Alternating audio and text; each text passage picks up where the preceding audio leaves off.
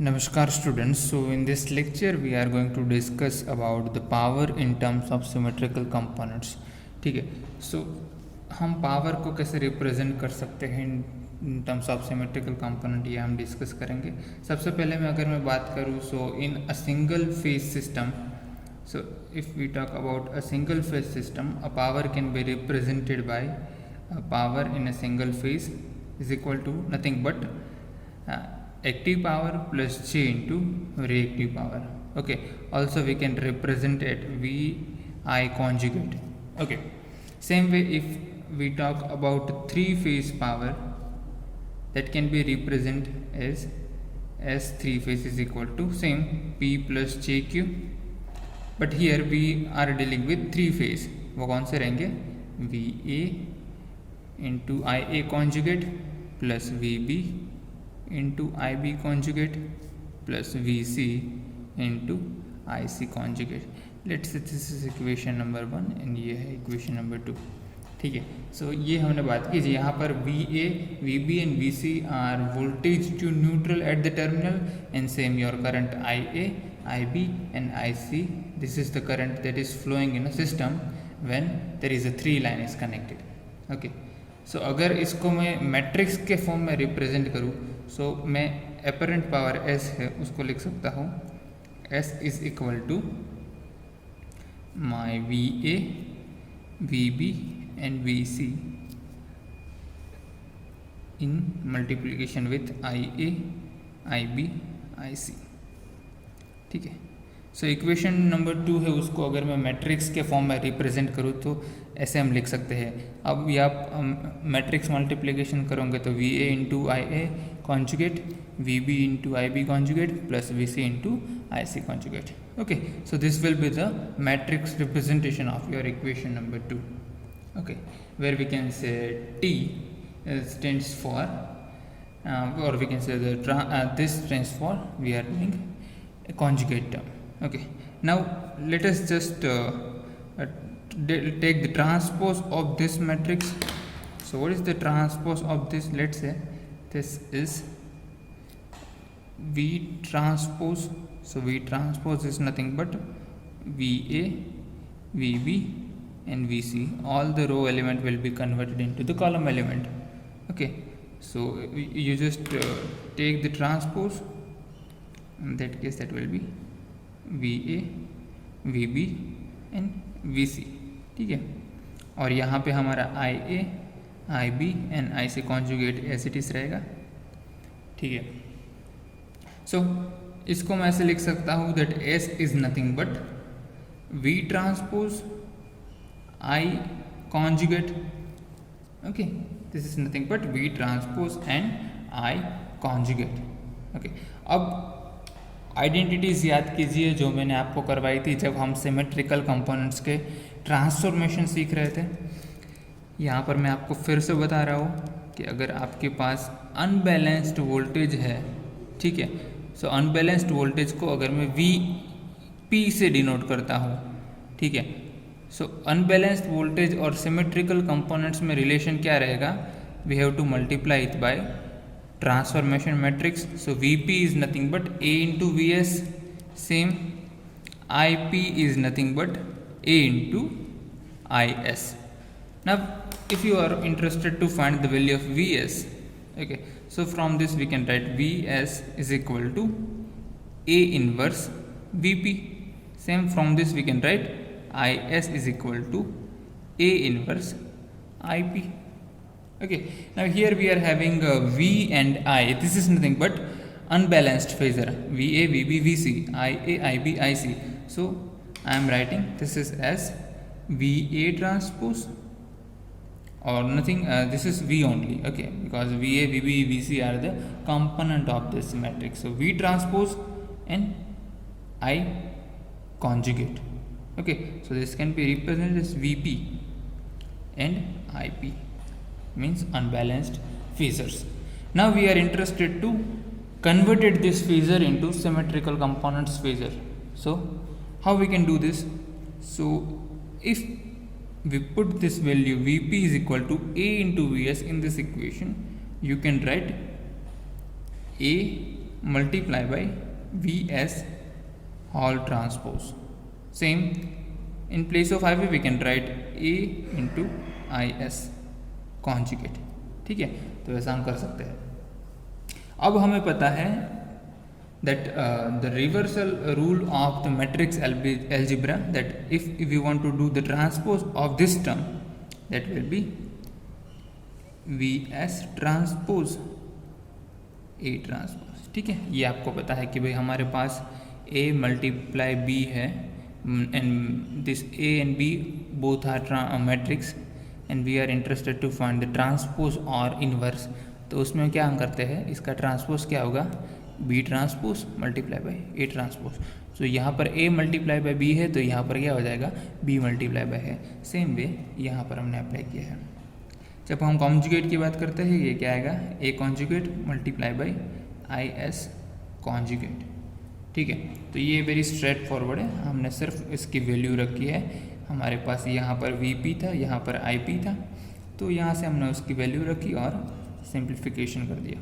ठीक है, अब यहाँ पर ये वाली टर्म है A transpose multiply by A conjugate, इसको हमें फाइंड करना है. ठीक है, तो सबसे पहले क्या करेंगे, ट्रांसफॉर्मेशन मैट्रिक्स क्या है ये आप सबको फिर से याद होगा. ठीक है, वो क्या था हमारा, 1 1 1 1 beta square beta 1 beta beta square, ये था आपका ट्रांसफॉर्मेशन मैट्रिक्स. अब कई जगह आप देखेंगे कि भाई आपकी ये रो है वो ऊपर है, ये वाले रो नीचे है, तो उसमें आपको देखना पड़ेगा कि भाई आपने VA0 VA1 VA2 लिखा है या फिर VA1 VA2 VA0 लिखा है. सो ये वाला कंपोनेंट है, इसको अगर ऊपर रखेंगे तो ये वाले रो ऊपर आएगी, नीचे रखेंगे तो ये वाले रो नीचे आएगी. तो कई बुक में ऐसा होता है कि भाई आपके ट्रांसफॉर्मेशन मैट्रिक्स है उसकी वैल्यू अलग होती है, ये वाली रो ऊपर होती है, ये वाली रो नीचे होती है. सो टेंशन लेने की ज़रूरत नहीं है. आप कौन सी फॉर्मूला पहले से ही याद रख के आए हो और कौन सा जो मेथड है वो आप यूज़ करते हो, अकॉर्डिंगली आप यूज़ करो. एग्जांपल में कोई दिक्कत नहीं होगी, दोनों चीज़ सेम ही है. ठीक है, अब हमारे पास A है, हमें क्या चाहिए, A ट्रांसपोज. यहाँ पर आप देखिए हमारे पास A ट्रांसपोज होना चाहिए और एक A कॉन्जुगेट होना चाहिए. सो A ट्रांसपोज फाइंड करेंगे. सो क्या करना पड़ेगा, हमारी जो ये रो है वो कॉलम में कन्वर्ट हो जाएगी. सिर्फ same 1 beta square beta, same 1 beta beta square.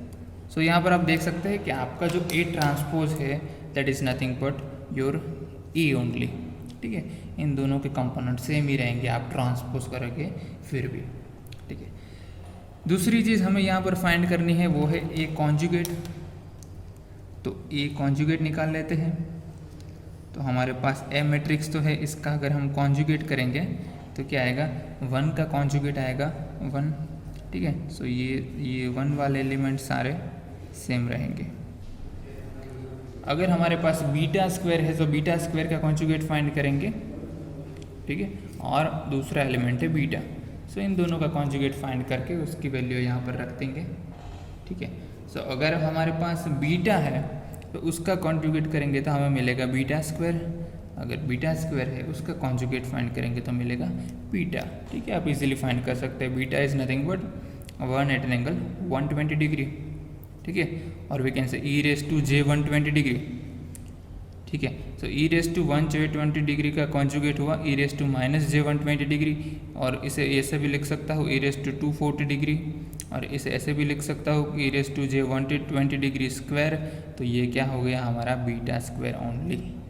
ठीक है, सो ये आप इजीली फाइंड कर सकते हैं. सो यहाँ पर अगर बीटा स्क्वायर है तो यहाँ पर आएगा बीटा, बीटा है तो बीटा स्क्वायर. ठीक है, सो ये हमें मिल गया A कॉन्जुगेट. अब हमें क्या चाहिए, A transpose multiply by A conjugate. So इन दोनों मैट्रिक्स को हमें मल्टीप्लाई करना होगा.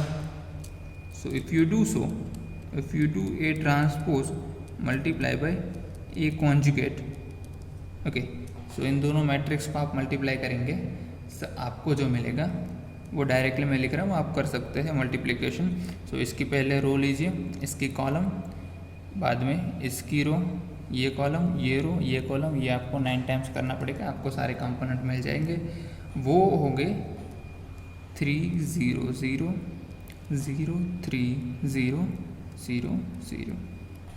ठीक है। तो मैट्रिक्स मल्टीप्लिकेशन आपको पता है, तो मैं वो आपके ऊपर छोड़ रहा हूँ। तो ये करेंगे तो आपको मिल जाएगा A transpose multiply by A conjugate का आंसर 300003003। इसको मैं लिख सकता हूँ, अगर मैं 3 कॉमन निकाल लूँ तो ये हमारा हो जाएगा यूनिटी मैट्रिक्स। ठीक है, तो इसको मैं लिख सकता हूँ 3u। u means it is a unity matrix. और यूनिटी मैट्रिक्स किसे कहते हैं? जिसका मैग्नीट्यूड मैं निकालूँ और मुझे 1 मिला तो मुझे बोल सकते हैं वो यूनिटी मैट्रिक्स है। ठीक है, सो ये वाली वैल्यू है A transpose multiply bye A conjugate, वो मैं यहाँ पर रख दूंगा। तो ये इक्वेशन बन जाएगा मेरा। अब S इज इक्वल टू, ठीक है, अब ये वैल्यू है हमारी 3 मल्टीप्लाई बाय यूनिटी मैट्रिक्स। अगर मैं, ये भी हमारा मैट्रिक्स है, ये भी हमारा मैट्रिक्स है, सो इसके साथ मैं यूनिटी मैट्रिक्स को मल्टीप्लाई करूंगा तो उसकी जो वैल्यू है उसमें चेंज नहीं आएगा। ठीक है, सो इसको मैं अभी इग्नोर कर रहा हूँ, सिर्फ 3 लिख रहा हूँ क्योंकि 3 हमारा कांस्टेंट है। सो सिर्फ 3 लिख रहा हूँ। और मल्टीप्लिकेशन में क्या रहेगा हमारा? V S transpose. अब वी एस ट्रांसपोज क्या है? S means S stands for symmetrical components, so उसका जो मैट्रिक्स होगा उसका transpose. It means VA0, VA1 and VA2। ठीक है, दूसरी चीज़ क्या है? 3, सो 3 तो हमने पहले से आगे ले लिया। IS symmetrical component of current, उसका कॉन्जुगेट वो हो गया IA0, IA1, IA2। इन सब का मिलेगा, हमें लेना पड़ेगा कॉन्जुगेट। ठीक है, सो ये हमें मिलेगा हमारा टोटल पावर। ठीक है, सो इसका मल्टीप्लिकेशन करेंगे तो आएगा 3। अब VA0 इंटू IA0, सो VA0 into IA0 plus VA1 into IA1, VA1 into IA1, sorry we have to consider the conjugate also, तो यहाँ पर भी कॉन्जुगेट आएगा, यहाँ पर भी कॉन्जुगेट आएगा। VA2 into IA2, VA2 into IA2 conjugate. ठीक है, सो ये मिला हमें हमारे एपरेंट पावर, और we can say the complex power for the 3 phase is given by 3 multiply by VA0 into IA0 conjugate, VA1 into IA1 conjugate and VA2 into IA2 conjugate. ठीक है, सो ऐसे आप फाइंड कर सकते हैं आपके 3 फेज पावर को। I hope you don't have any doubt. और यहाँ पर हम रखते हैं, जब नेक्स्ट लेक्चर में मिलेंगे तो बहुत ज़्यादा इम्पॉर्टेंट चीज़ कि भाई आपके पास सिमेट्रिकल नेटवर्क्स है, तो उसमें जनरेटर भी होगा, ट्रांसमिशन लाइन भी होगी, आपके पास ट्रांसफार्मर भी होगा। सो उस केस में उसका positive, negative and zero sequence network आप जब बना रहे हैं तो वो कैसे बना सकते हैं, इसके बारे में डिस्कस करेंगे। Okay, so with this we are closing today's lecture. When we meet in next lecture we are discussing more fundamentals about the chapter that is the symmetrical components. Thank you so much. See you in the next lecture.